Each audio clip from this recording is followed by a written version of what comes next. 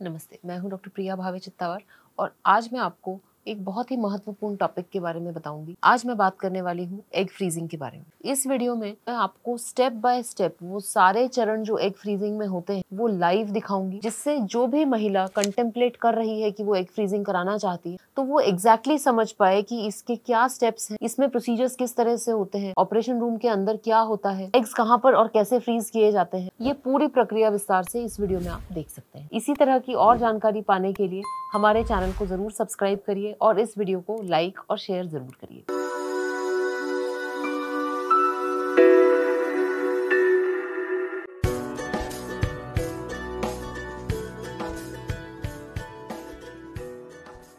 Egg freezing क्या होता है? एग फ्रीजिंग हमारे जो एग्स होते हैं वो जैसे जैसे एज बढ़ती है वैसे वैसे उनकी संख्या और उनकी गुणवत्ता दोनों में गिरावट आती है। इसी कारण से एग फ्रीजिंग का प्रचलन जो है वो पिछले 20 सालों में बहुत तेजी से बढ़ा है। एग फ्रीजिंग हम दो सिचुएशन में करते हैं। बेसिकली ये एक तरह का फर्टिलिटी प्रिजर्वेशन है। मेनली इसको या तो मेडिकल रीजन या सोशल रीजन के लिए किया जाता है। मेडिकल रीजन यानी यदि किसी महिला का कुछ ऐसा ट्रीटमेंट होने वाला है जिससे उसकी एग्स की गुणवत्ता पे भविष्य में असर पड़ सकता है और वो आगे जाके कंसीव करना चाहती है तो वो एग फ्रीजिंग अपनाती है। मान लीजिए उनका कोई रेडिएशन होना है, किसी तरह की कीमोथेरेपी होनी है, कोई और उनको साइटोटॉक्सिक या गोनाडोटॉक्सिक ट्रीटमेंट्स दिए जाने वाले हैं, तो ऐसे कंडीशन में हम एग्स को फ्रीज कर लेते हैं, जिससे आगे जाके जब वो महिला का ट्रीटमेंट खत्म हो जाएगा और वो बच्चे बेयर करने के लिए रेडी होगी तो इन एग्स को यूज किया जा सके। कई बार अनफॉर्चुनेटली यंग एज में कैंसर्स हो जाते हैं। इन कैंसर्स के ट्रीटमेंट के दौरान जो कीमो और रेडिएशन होता है वो लाइफ सेविंग तो होता है, बट इसके कारण एग्स की जो संख्या है वो खत्म हो जाती है। दूसरा इंडिकेशन होता है सोशल एग फ्रीजिंग। हमें पता है कि बदलते हुए सामाजिक परिवेश के कारण लड़कियों की शादियां लेट होती हैं, कई बार मनचाहा पार्टनर नहीं मिलता या अनफॉर्चुनेटली डाइवोर्स या सेपरेशन जैसी स्थिति बनने के कारण महिलाएं जिस उम्र में कंसीव हो जाना चाहिए उसमें कंसीव नहीं कर पाती। ऐसी स्थिति में यदि वो अपने एग्स समय रहते फ्रीज करा ले तो भविष्य में वो जब चाहती है तब वो इन एग्स को यूज करके मां बन सकती है।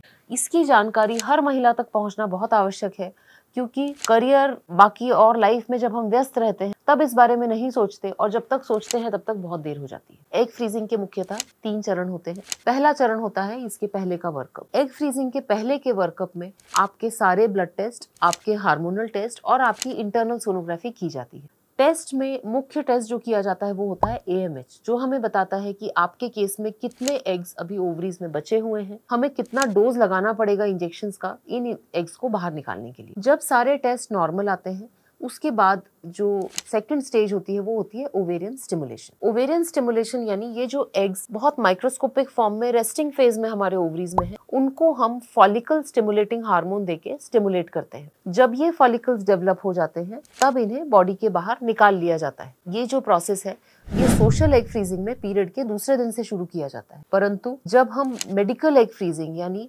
ऑन्को फर्टिलिटी यानी जिन महिलाओं को कैंसर है उनके लिए पीरियड के किसी भी दिन ये प्रोसेस शुरू किया जा सकता है। तो इसीलिए यदि किसी महिला का फर्टिलिटी प्रिजर्वेशन ऑन्कोलॉजी कारण से हो रहा है तो उसके इंजेक्शंस पीरियड के किसी भी दिन शुरू किए जा सकते हैं। ये जो दूसरा चरण है ये कुल 12 दिन का होगा।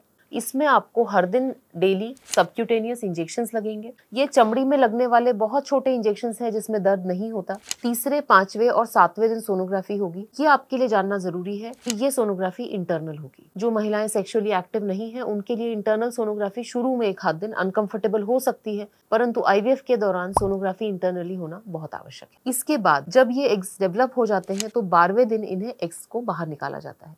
इस प्रोसेस में हम सोनोग्राफी करते हैं और जिस तरह की नीडल एक सोनोग्राफी से अटैच होती है वो नीडल इन सारे फॉलिकल्स के अंदर का फ्लूइड और एग शरीर के बाहर निकाल देती है। इसमें कोई भी चीरा या टांका नहीं होता। नॉर्मल सेडेशन में ये प्रोसेस की जाती है। सेम डे आप डिस्चार्ज हो सकते हैं। इसमें किसी तरह का कोई कैथेटर नहीं डलता। प्रोसीजर के तुरंत बाद आप खाना खा सकती हैं। तो ये एक बहुत छोटा सा डे केयर प्रोसीजर होता है।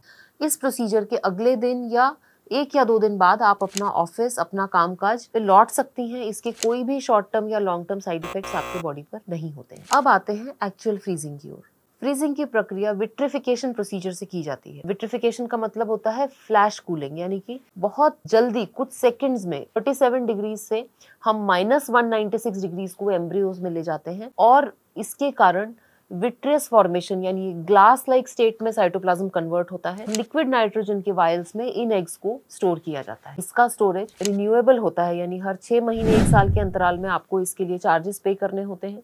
2, 3, 4, 5 जितने सालों के बाद आप इन एग्स को यूज करना चाहते हैं, इनको वापस नॉर्मल तापमान पे लाया जाता है, इन्हें फर्टिलाइज किया जाता है, एम्ब्रियोज बनाए जाते हैं और इन एम्ब्रियोज को ट्रांसफर करके आप गर्भवती हो सकती हैं। बहुत से सेलिब्रिटीज ने ओपनली एक्सेप्ट किया है कि उन्होंने एग फ्रीजिंग कराई है, जिसमें से एक बहुत बड़ा नाम है प्रियंका चोपड़ा जी। उनके एग्जाम्पल से हमें ये समझ में आता है कि यदि समय रहते हम सही निर्णय ले लेते हैं तो हम कुछ देर हो जाने के बाद भी गर्भाधान का सुख भोग सकते हैं, अपने जेनेटिक चाइल्ड को हम जन्म दे सकते हैं। तो आप सब एग फ्रीजिंग के बारे में जागरूकता बढ़ाने के लिए इस वीडियो को जरूर देखिए और इसे अधिक से अधिक शेयर जरूर करिए। धन्यवाद।